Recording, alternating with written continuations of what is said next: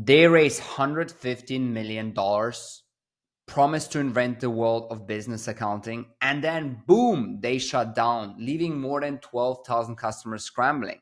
Let's uncover how this fintech giant collapsed overnight and what you can do if you're affected. First thing first, if you're a Bench customer, download all your data immediately. The proprietary system is shutting down on December the 30th. Once it's gone, it's gone. Bench started with a bold vision: make accounting simple for small businesses. With their latest 60 million Series C round, they were the golden child of fintech. Over 12,000 businesses trusted them and they employed 650 people. So, how did it all fall apart so fast? It's a tale of overreach and under-delivery.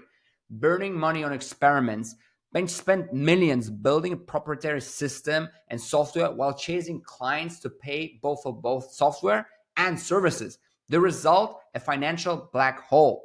Too many services, too little focus. Bench tried to do it all, juggling services, tech, and growth. They dropped the ball, and customers noticed.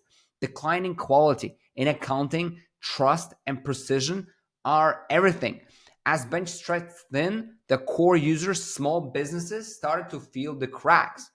And unsustainable pricing. Their low prices attracted customers but bled cash.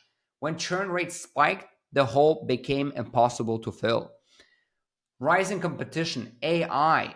AI native players built smarter, leaner, and better solutions with a fraction of the staff, leaving Bench struggling to keep up. This is a cautionary tale with clear takeaways. Focus on your niche. Don't try to be everything for everyone. Embrace new technology like AI, but don't lose sight of your customers' needs. Sustainability over speed. Grow responsibly and don't burn money chasing trends. Bench's accounting story is a wake up call. Success isn't about raising millions, it's about building something sustainable and profitable. What do you think Bench could have done differently? Share your thoughts below and don't forget to subscribe to my channel.